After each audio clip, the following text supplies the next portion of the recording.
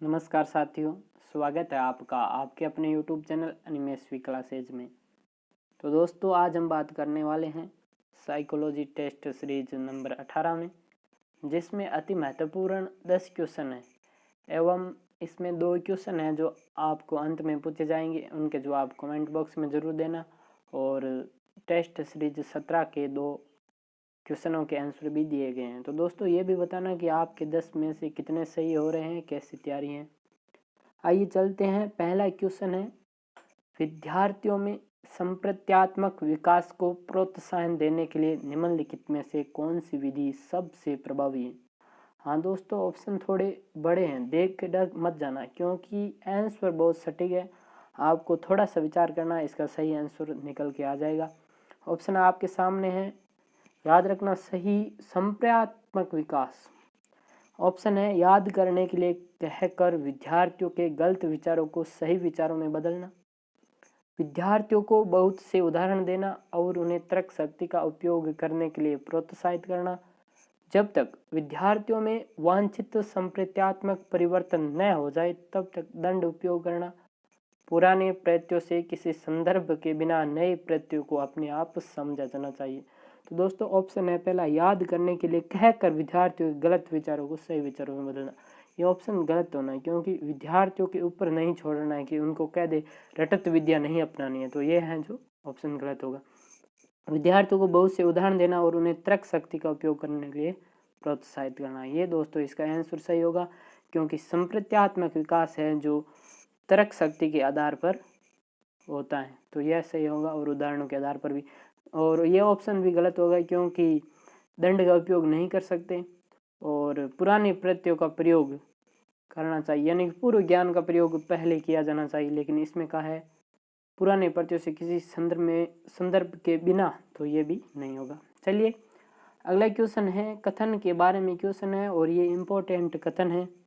आपको इसका सही आंसर देना है कि बालक की आंतरिक शक्तियों का स्वाभाविक सामंजस्यपूर्ण एवं प्रगतिशील विकास ही शिक्षा है। कथन है, शिक्षा मनोविज्ञान का क्वेश्चन है ये। ऑप्शन है Pestalozzi, Froebel, Vivekananda, John Locke. तो दोस्तों आपको बताना है ये कथन किसका है। तो दोस्तों यह कथन है पेस्टोलॉजी। पेस्टोलॉजी हैं जो एक स्विस शिक्षाविद थे और इन्होंने मनोविज्ञान में 3H का सिद्धांत दिया था और गांधी जी ने 4H का सिद्धांत दिया। तो पेस्टोलॉजी ने है जो 1773 में है जो 3H का सिद्धांत दिया। 3H क्या है समझ लेते हैं। 3H यानी फर्स्ट H है हेड यानी कि मानसिक शिक्षा, सेकंड हैंड यानी कि क्रियात्मक शिक्षा और थर्ड है हार्ट यानी कि रुचिपूर्ण शिक्षा। ये है जो 3H है। हाँ, पेस्टोलॉजी ने पर्यटन विधि का विचार भी दिया। तो अक्सर पूछ लिया जाता है कि पर्यटन विधि का विचार निम्न में से किस शिक्षाविद ने दिया। तो इसका सही आंसर होगा पेस्टोलॉजी। आइए चलते हैं अगला क्वेश्चन, तीसरे नंबर की ओर। क्वेश्चन है कि कौन सा सिद्धांत व्यक्त करता है कि मानव मस्तिष्क एक बर्फ की बड़ी चट्टान के समान है जो कि अधिकांशतः छुपी रहती है एवं उनमें 3 स्तर है। हाँ दोस्तों, आपको याद आ जाए इसके लिए मैं 3 स्तर बता देता हूँ। चेतन, अर्धचेतन और अचेतन है जो 3 स्तर है। ऑप्शन है गुण सिद्धांत, प्रकार सिद्धांत, मनोविश्लेषणात्मक सिद्धांत, व्यवहारवाद सिद्धांत। आपका आंसर आपको मतलब इस हिंट से पता लग गया कि आंसर क्या होगा। तो इसका सही आंसर होगा मनोविश्लेषणात्मक सिद्धांत, जिसमें 3 स्तर हैं। हाँ, मनोविश्लेषणात्मक सिद्धांत के प्रतिपादक कौन है, तो अक्सर पूछ लिया जाता है। तो इस सिद्धांत के प्रतिपादक हैं सिगमंड फ्रायड, ध्यान रखना। और बात कर लेते हैं इसके बारे में, विस्तृत चर्चा थोड़ी कर लेते हैं। तो सिगमंड फ्रायड है जो ऑस्ट्रिया यानी वियना निवासी थे और इन्होंने ये मनोविश्लेषणात्मक सिद्धांत है जो 1927 में दिया था। सिगमंड फ्रायड के उपनाम है। तो सिगमंड फ्रायड को है जो आधुनिक मनोविज्ञान का जनक कहा जाता है और इन्हें मनोविश्लेषणात्मक विज्ञान का जनक तो कहा ही जाता है। मनोविश्लेषणात्मक सिद्धांत को मनोविज्ञान का प्रथम बल कहा जाता है। तो बहुत इंपॉर्टेंट है कि मनोविज्ञान का प्रथम बल किस सिद्धांत को कहा जाता है, तो मनोविश्लेषणात्मक सिद्धांत को।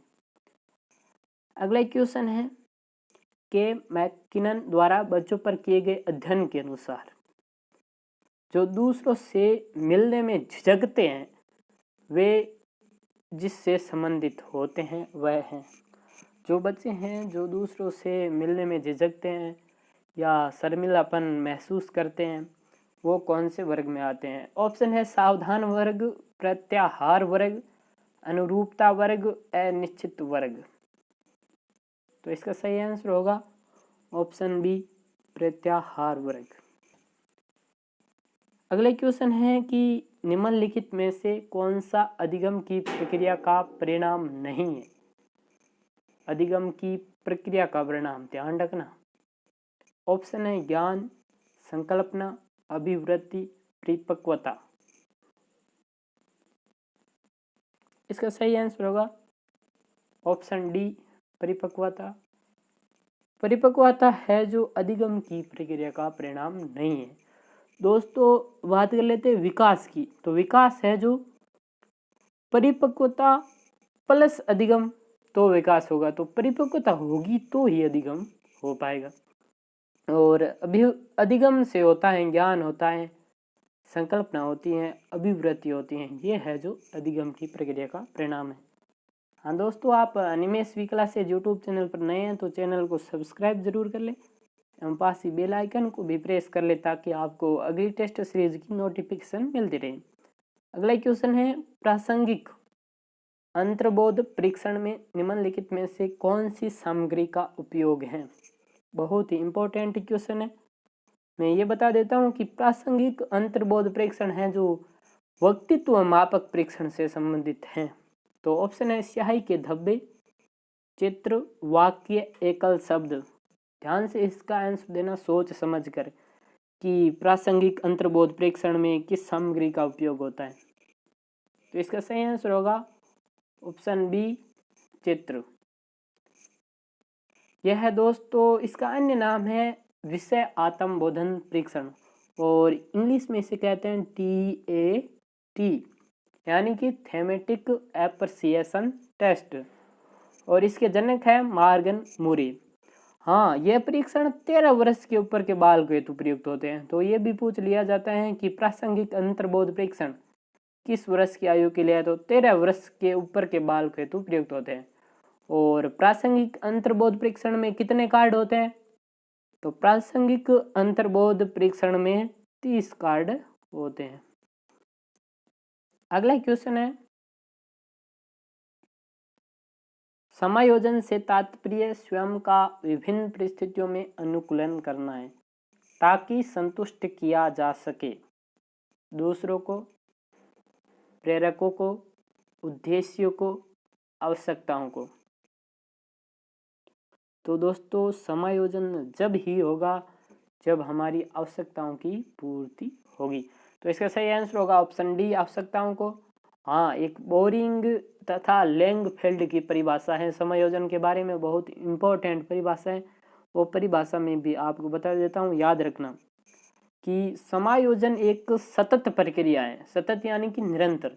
समायोजन एक सतत प्रक्रिया है जिसमें व्यक्ति अपनी आवश्यकताओं एवं आवश्यकता पूर्ति के मध्य संतुलन स्थापित करता है। तो ध्यान रखना यह परिभाषा। अगला क्वेश्चन है किसने बुद्धि का बहुखंड सिद्धांत प्रतिपादित किया? इसका अन्य नाम है बहुतत्व या बहुकारक। तो अब बता देना इसका सही आंसर। ऑप्शन है बी ने स्पीयरमैन, थार्नडाइक, गिलफोर्ड। तो दोस्तों बुद्धि का बहुखंड सिद्धांत है जो दिया था थार्नडाइक ने। इसके अन्य नाम मैंने बता दिए हैं, बहुतत्व, बहुकारक सिद्धांत। और यह सिद्धांत थार्नडाइक ने दिया था 1922 में। हाँ, बहुबुद्धि का सिद्धांत, क्योंकि यह नाम सेम ही है। तो बहुबुद्धि का सिद्धांत दिया था हार्वर्ड गार्डनर ने।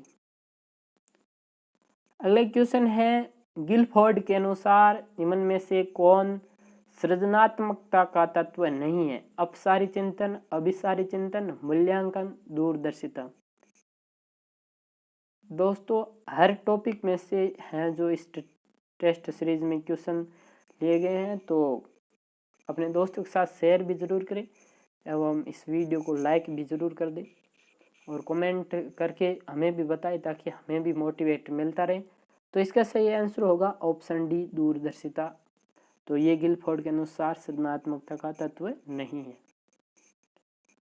अगला क्वेश्चन है, एक छात्र बोर्ड परीक्षा के लिए कठिन परिश्रम कर रहा है। यह उदाहरण है आंतरिक प्रेरणा का, बाह्य प्रेरणा का, गणितीय प्रेरणा का, आंतरिक तथा बाह्य प्रेरणा का। इसका सही आंसर क्या होने वाला है? तो इसका सही आंसर होगा ऑप्शन बी, बाह्य प्रेरणा का, क्योंकि छात्र है जो बोर्ड परीक्षा के लिए कठिन परिश्रम कर रहा है तो उस पर दबाव है, इसलिए इसका सही आंसर होगा बाह्य प्रेरणा का।